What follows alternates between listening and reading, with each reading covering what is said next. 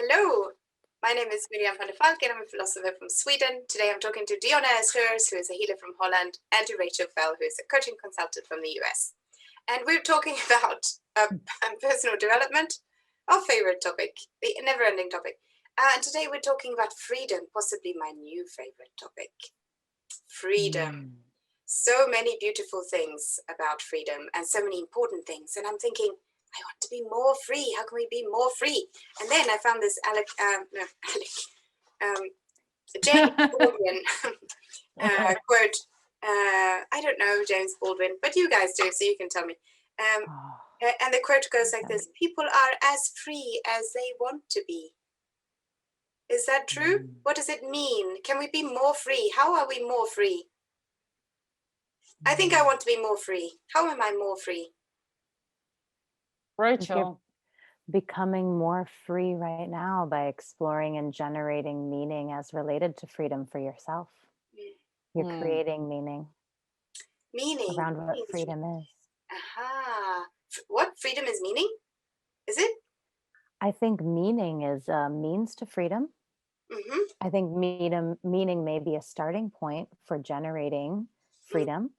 So if, as we discussed in our last chat, autonomy, there's something to do with autonomy here and the relationship of self with self. We look at folks like Frankl, or, how many folks talk about humans as meaning-making machines. When we create meaning for ourselves, do we foster a true connection to the self, which in turn fosters autonomy? Question mark, exclamation point. Thank you for clarifying your intention with that statement.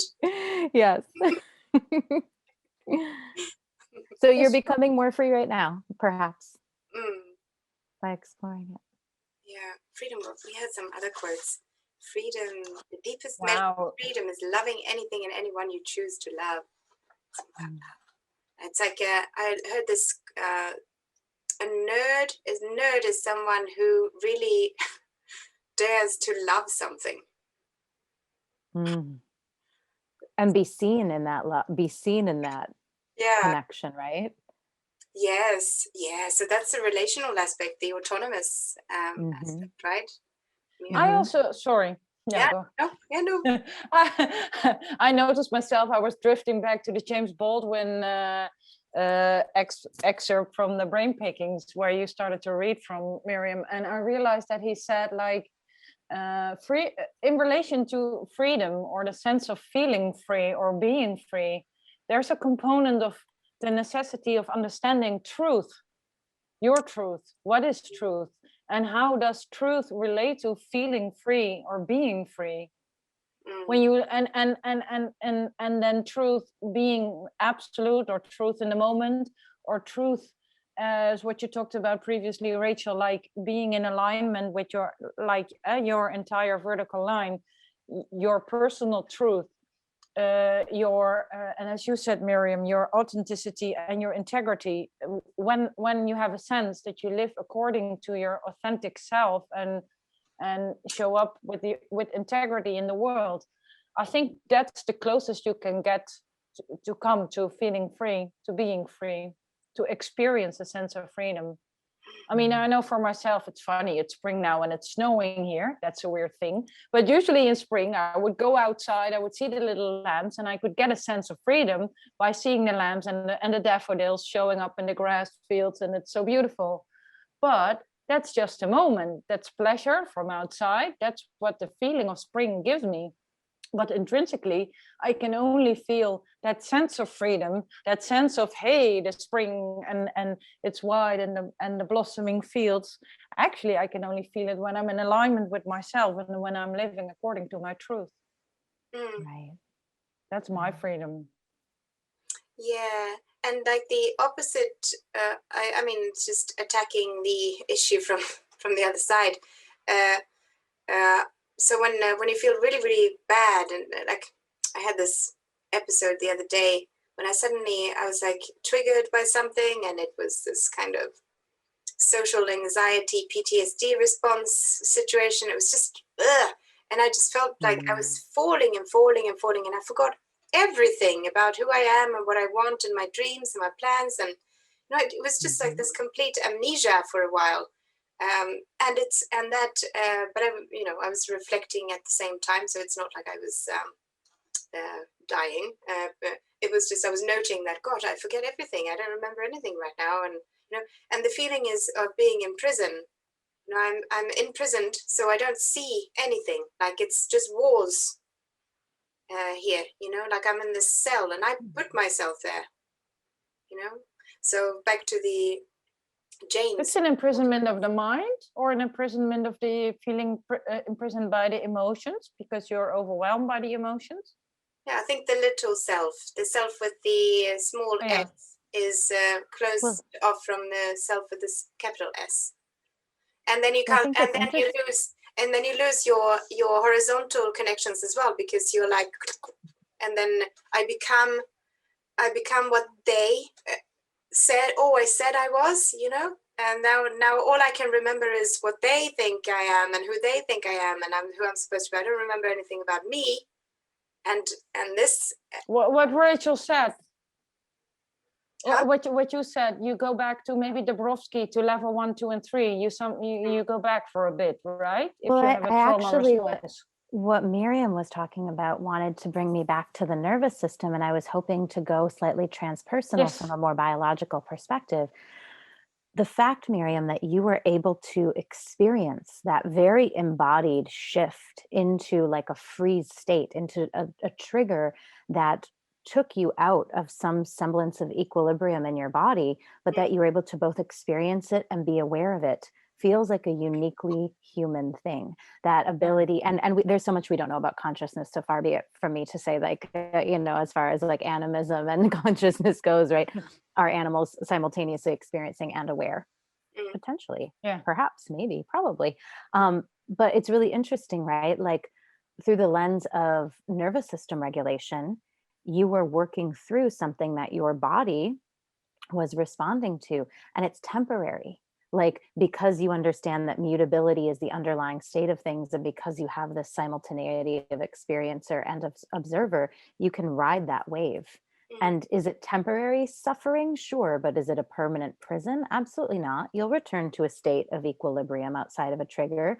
You will come back to yourself with self, and you will come back to a state in which you are able to be comfortable in that axis of sovereignty and relation. But for that time, right, you're surfing. So that's just a fascinating example that brings me back to the nervous system and being aware of the experience of being a human in a body. But are we? You see what perhaps I need to say more, or I've said too much. I'm not sure. No, go ahead. It's always hard to know, right? It is hard to know. Well, I just think that's quite fascinating as related to freedom. Like there's a freedom in being aware of your body and being able to know, like, I'm having a nervous system response to a trigger. It's okay that this is uncomfortable right now. I don't need to judge it. I have not somehow lost my freedom or my sovereignty. I'm experiencing a temporary reaction to a situation that has tripped up my nervous system and has put me into this escape or fight or flight or freeze type mentality, but physically, right? And so you surf it back down, and it's not that you're not free. You're just experiencing being a being with a body and a nervous system. Oh, that is interesting. It's not that I'm not free. I'm just experiencing. Aha. So that is a little bit like the Baldwin quote, people are as free as they want to be. Or, I mean, I wanted to be free in the situation. I wish I hadn't been triggered. I sort of got out of the situation as soon as I could. And then immediately after I was like, fine. And then I started talking to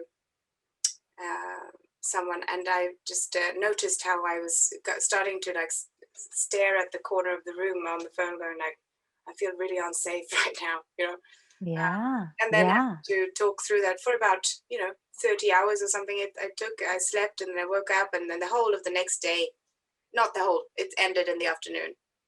But it's really like it takes a while. So when Baldwin says people are as free as they want to be, what does that mean? Yeah. Well, I think it brings us back to the conversation we were having previously around like suffering and happiness. So, if you are aware that you're a human, which includes having a body, which includes we're not able to control everything, right? We're responding to stimulus around us, and that, we know that the unconscious drives 90% of our experiences, and that we are not necessarily in control in the way we are conditioned to believe we are, in a sort of a paradigm that encourages cognitive exceptionalism and consciousness, and doesn't really talk about all of the embodied aspects of biology and of existence. It's like, you were having that experience. You weren't not free. And your awareness of having that experience of being in a body and surfing back down through out of freeze and into fight or flight, or whatever your own experience of that trigger is, an embodied experience of a trigger that trips up your nervous system. The awareness is what allows for that freedom, I guess, is what I'm suggesting. Yeah, so the awareness in a way equals the freedom. Yes. Yeah. And so you're not necessarily judging the suffering or wanting to escape or wishing yourself out of this uncomfortable situation. It's like, what is the situation? What can I experience and learn from this situation as I'm going through something uncomfortable? I recently had a very similar experience, Miriam. I received an email that really just like super triggered me. I felt, embodied sense of it. It feels like the blood drains into your feet. At least for me, it's like it just whooshes down. It took me about 36 hours to surf that. And I realized it was happening. I was like, oh, I'm in freeze. And then I shifted, and then I went into flight, started looking for new clients because this was a work-related situation. Then I went into fight, and I got very angry, and like much more angry than I normally do. And I saw it happening to myself, and I was like, wow, I am angry. And then, but like I'm watching it, I'm like, wow, I'm surfing a nervous system response. And if I may add to that, Rachel, what you say, and Miriam, if you surf the emotion, well, if you ride the emotion and act upon the emotion, then actually that's not that is not really freedom. But when you can allow your emotions to be, and then respond instead of react, that's the difference. When you respond from a place of awareness, then that equals that you are having a sense of freedom again, because then you are navigating the situation, and it's not your emotional reaction to something, which actually comes from a place of not freedom, because then you're either moving from fear or coming from a place of fear, in a way, not consciously but unconsciously. I was thinking, Rachel, when you said 36 hours, I was that's exactly what I told my friend. I was on the phone, I was saying, and I was like, this is going to be a 36-hour thing. This is going to be a 36-hour thing, because it's normally to be 36 hours. Even with things like cleansing my body out of dairy products or whatever, it's like 36 hours. That's my rhythm for getting back in balance. But then I thought, your magic number. Maybe it's not. Maybe it's less, and it was less. It did go away. Yeah, it was less. So that's just like for next time, it might be less for you too. But absolutely. Yeah, right. The thing that caught me when I was talking about this is the quote, Hannah Arendt quote about fearlessness is what love seeks. And this fearlessness is the complete calm, not shaken by events expected of the future. And that was like the opposite of what I was going through, because everything in my prison at the moment there was the breakdown of the future, and the now, and there is nothing. I have lost everything. That's kind of thing. So it was it's like this moment of complete fear. And that is not what love seeks, So I'm like, can we say anything about this? Can we say anything about freedom and love and how to get out of those fear prisons? Can we say anything? I think this brings me to that fear beliefs coming from a place of fear. If I look at myself, then I'm scared of having something to lose, something that seems to be at stake, whereas fear actually, evolutionary wise, it's only supposed to tell us we're in danger, but it means true danger and not irrational things we believe we can lose. So I think there's the distinction. And because we have such a modern society nowadays, we mistake the innate fear that we used to have for danger, like, oh, there's a grizzly bear, oh, it's gonna eat me, or it's gonna take my children. Yeah, that's relevant fear. But the fear when we're in an emotional state, when we think, oh, we're about to lose something, as you say, Miriam, that kind of holds hostage. And I'm very much aware of how it feels, because fear has also been a default mode for me for a long time due to certain trauma. I believed with a certain child consciousness that something was at stake, that love was at stake. But love is unconditional, love is omnipresent. But when I'm in that narrow state of mind, I believe that there's a danger for me, like the bear, that is real danger, but the danger now that I'm about to lose something. Whereas I can never lose something when it comes to real love or unconditional love or true love or divine love, for that matter. Right. The love with the big L that's connected to the self, the big S with the big S. The big S. Well, that brings me back to meaning and and like truly freedom, love, loss, self. Like it almost feels like, you know, you asked about positive disintegration or mentioned it again earlier, Dyonne, and it's like that movement from whether it takes place, whether it's more innate in a person or it happens as part of adolescence or, you know, an existential crisis, disintegration, when you move into that vertical axis for the very first time in a way where you're really like generating meaning for yourself. I think it is about like, what does love mean? What does security mean? Like, what is truly dangerous? And you know, that experience that you had, one very similar, it sounds like, Miriam, right? For me, it tripped on scarcity, like very large client, and it in reasonable context, not a big deal at all. But for some reason, it tripped that like scarcity fear in me. So it was this really wonderful learning opportunity, if I'm being completely honest. Was it comfortable? No. Did it ultimately, that 36 hours of surf, give me an opportunity to generate more meaning, to learn, to grow, to develop, and to understand myself, to redefine that relationship to the scarcity, that constant creating meaning and that sort of redefinition and reframing? Yes.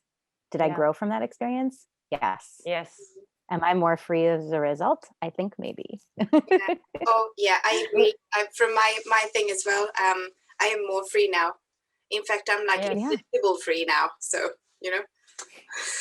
And that brings us back to the bigger picture, why we show up here entirely. Like, is this also part of the more you grow on a personal level? In this case, for you, Miriam, sorry, for Rachel, something happened on a professional level. You had to deal with those emotions, and it made you grow as a person. And you can, in the end, feel more free. It gives a sense of freedom when you surf these, how did you say? Yeah, you ride the waves, or you surf the waves, or and same for you, Miriam. Yeah, it's necessary that we understand that circle of life. That I mean, that those are the cycles that we go through, in order to feel more free, more of the time. Maybe not all of the time, but I mean, as you said also, Rachel, you said something about we will never know how free we really are, because in a way we're always limited by something. I mean, that we're unaware of subconsciously. We never know how wide our consciousness is, or we believe it's very wide or expanded, but we can only grasp so much. We're never sure. I mean, there's probably always something driving us that we're not aware of, but we can strive for feeling free as much as we can, humanly can. Yes. That's a good, I'd like to like just take and mark like a little asterisk in that for a conversation for us to explore another time, like consciousness and personal development, and sort of like how we can continue, you know, just exploring the expansive and the growth inside of personal development, and what does that mean for the experience of being human? Like, that's so fascinating. But what you said earlier, Miriam, about I'm sorry, Dyonne, about that, you know, when we look at evolution and when we look at our modern society, right? And I'll use modern like in air quotes to signify that I am questioning that. We're not necessarily evolved for this, right? Like, and so again, like, I don't mean to be singular of focus or like special interest nervous system party here, but it really is like when we understand that this is, you know, that awareness of the embodied experience of the nervous system, mind and body, right? What we think, Yes. what we feel, what we believe, that's all connected, and that we're living in this sort of constant state of barrage, right? Things that command our attention, command our attention, command our attention. It's like all the more need for more embodied autonomy, because what is truly a threat, what is truly problematic, what is truly, you know, if we talk about having a relationship with our thoughts and our feelings, our nervous system, how, you know, being aware of the body itself and how it works, and being aware of the fact that, like, that vertical axis of meaning, it's like, what is truly what is truly threatening for me, what is Yeah. truly, you know, what is truly um And love for me, what is truly connection for me. If we don't have that barometer to work from, then how are we Yeah. able to negotiate that barrage of Yeah. look here, look here. how will we And then know? Yeah, how will we how know, would we like, what know? we should will, like Hannah Yeah. Arendt said? Yeah. Yeah, That. exactly. Yeah. We need to wrap Can up. we? Yeah, we need to wrap it up. But Rachel, I would like to invite you for next time to take us back to this topic with the nervous system and how important it is, and that we take that as a starting point. And what Miriam also just said. Mm. Yeah. So I'll just end Like by that. reading the same thing that I read in the beginning of last Yeah. episode from this. Yes, please. Beautiful. Yeah. So she says, if one wants to prevent humans from acting in freedom, they must be prevented from thinking, willing, and producing, because all of these activities imply action, and thereby Yes. freedom in every sense, including the political. Mm, Yes. And how love do we do that? her. Create a space Yes. where freedom is real by reasoning. Go out and reason. Yes. Think about Yes, what go out and reasoning reason. is. You know, that's Yes. that's a good start. Yes. Yeah. Mhm. Thank you, ladies. Thank you. Thank you.